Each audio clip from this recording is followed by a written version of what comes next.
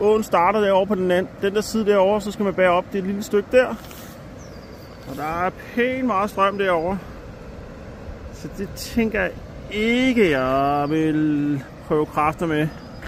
Men den fortsætter under her. Og så herover.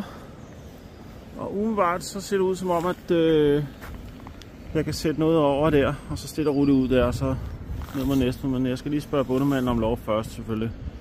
Så det prøver jeg. Og så har jeg fundet et sted her, hvor der er lidt mindre strøm. Så kan jeg starte derude, så kommer uden der.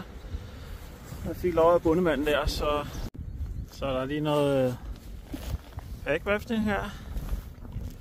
Der er oversvømmet teltplads der. Der er pænt meget strøm dernede af. Og lige skulle lige ind i åen her.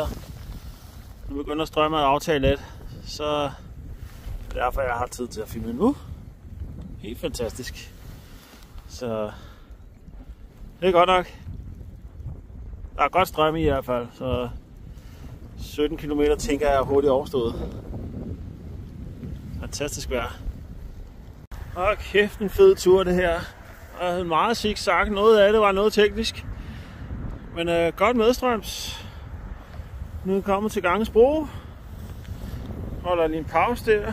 Og skiltet herovre siger 3,5 km medstrøms. Så se der. 3,5 km medstrøms. Så er jeg hjemme.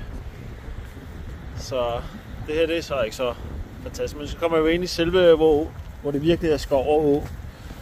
Så men nu har jeg lige fået noget kaffe og energi og sådan lidt. Jeg havde tænkt, at jeg skulle holde noget pause længere nede, men der var simpelthen for meget strøm, så nu vidste jeg, at der var det her sted her. Så det er helt fantastisk. Fantastisk vejr. En lille smule sidevind og blæst en gang imellem. Det er Hallersundskoven.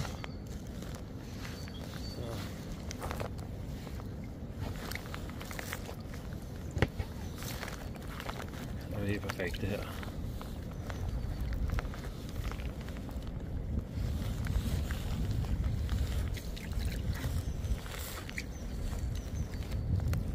Næsten i mål.